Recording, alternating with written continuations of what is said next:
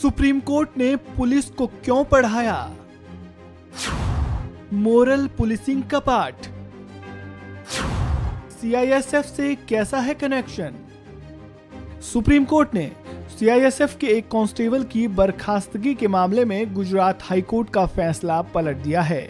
इतना ही नहीं, अदालत ने हाईकोर्ट और मोरल पुलिसिंग को लेकर भी बहुत ही कड़ी टिप्पणियां की है। मामला 21 साल पुराना है, लेकिन लंबी कानूनी लड़ाई के बाद ये अपने अंतिम मकाम पर पहुंचा है और सर्वोच्च अदालत ने इस केस में सीआईएसएफ की कार्रवाई पर पूरी तरह से यकीन करते हुए उस पर मुहर लगा दी है। हैरानी की बात यह है कि इस केस में एक पुलिस वाले को अपने ही साथी पुलिस वाले के साथ अभद्र हरकत करने का दोषी पाया गया है। सुप्रीम कोर्ट ने रात के समय एक युवा जोड़े को परेशान करने के मामले में बहुत ही सख्त टिप्पणी की है। सर्वोच्च अदालत ने कहा कि पुलिस अधिकारियों को भी मोरल पुलिसिंग करने की आवश्यकता नहीं है। इस आधार पर अदालत ने एक सीआईएसएफ के कर्मी की सेवा से बर्खास्तगी को बरकरार रखते हुए गुजरात हाईकोर्ट का फैसला बदल दिया है। विभागीय जांच में सीआईएसएफ के एक कांस्टेबल को रात के समय एक युगल को प्रताड़ित करने का दोषी पाया गया था। दरअसल इस मामले में सीआईएसएफ ने गुजरात हाईकोर्ट के फैसले को सुप्रीम कोर्ट में चुनौती दी थी।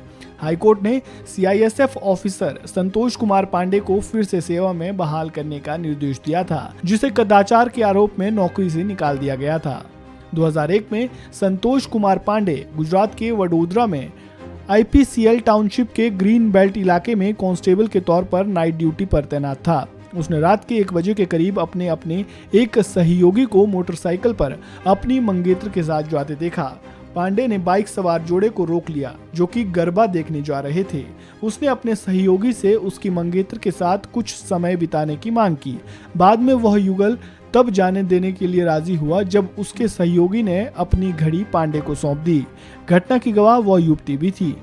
बाद में जब इस मामले की शिकायत पीड़ित की ओर से हुई तो विभागीय जांच में कांस्टेबल पांडे के आचरण को गलत पाया गया। इसके आधार पर उसे सेवा से बर्खास्त कर दिया गया। इस मामले में उस युवती ने जांच अधिकारी के सामने अपना बयान दर्ज कराया था। हालांकि उसने कहा था कि वो अपने मंगेतर और पांडे के बीच की बातचीत नहीं सुन पाई थी। हालांकि उसने ये बयान जरूर दिया है कि उसने अपने मंगेतर से पांडे को घड़ी लेते हुए जरूर देखा था। दोषी कांस्टेबल ने इसी आधार सीआईएसएफ की कार्रवाई को गुजरात हाईकोर्ट में चुनौती दी कि महिला ने उसके खिलाफ बयान नहीं दिया, जिस पर अदालत ने उसे 50% बकाया वेतन देने के साथ फिर से नौकरी में वापस लेने का आदेश दिया था।